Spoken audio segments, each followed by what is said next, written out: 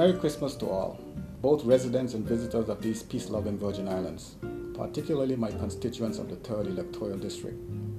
I am Julian Fraser, representative for the 3rd District. Each year, I like to start my address with a recap of the economic state of the territory. This year, however, the events of August and September have caused me to change that. No one can ever recall having an entire August festivity cancelled, as was the case this year.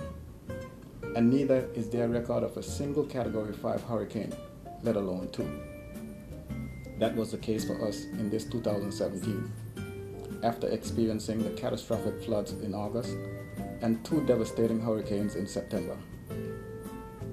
I cry for you, my people, as I see your misery. I lose sleep at nights as I feel your pain. I even go hungry as I devote my time to make your living comfortable. But most importantly, I ask God to make a way for all of us as we seek to regain our way of life. My people, on that unforgettable day in September, you were made to watch helplessly as Hurricane Irma destroyed in 2 hours what you had taken a lifetime to build, develop, or accumulate. You must still be thankful to God for sparing your life.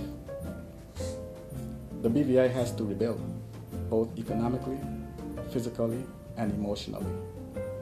But it is this latter, which is personal, we must be most concerned about.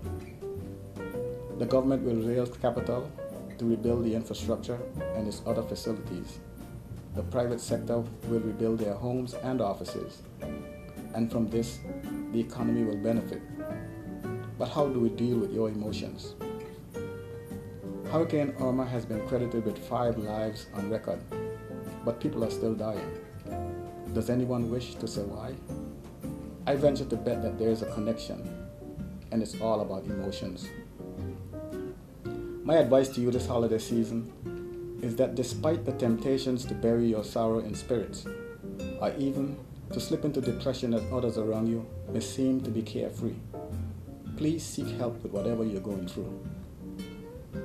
I have seen people resort to living in public toilets, people living on wood covered with tarp so low they have to crawl under, others living in abandoned vehicles, and countless others living with friends, neighbors, and even complete strangers. And yes, many have left the territory either to live with relatives or re-establish themselves. Government has a responsibility to see to this being fixed, for at the end of the day, it is their obligation to protect their citizens by ensuring their well-being.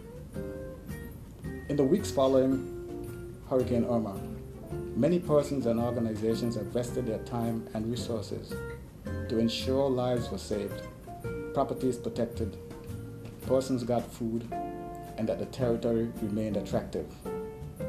To all of whom I say a big thank you. I also wish to acknowledge our Premier for his seemingly tireless energies, along with his entire cabinet, albeit that too many places are still without basic essentials, such as water and electricity. People of the Virgin Islands, this is our sacred holiday season, and as a Christian community, we have been taught to put our differences aside and come together for a common cause, which is to celebrate the birth of our newborn King, Jesus Christ, our Lord and Savior.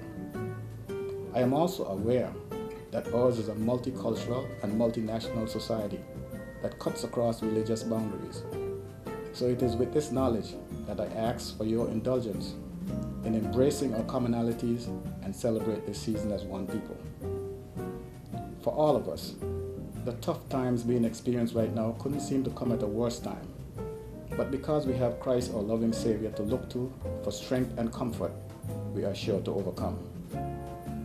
Throughout the year, I have made individual and collective contributions in an effort to alleviate suffering.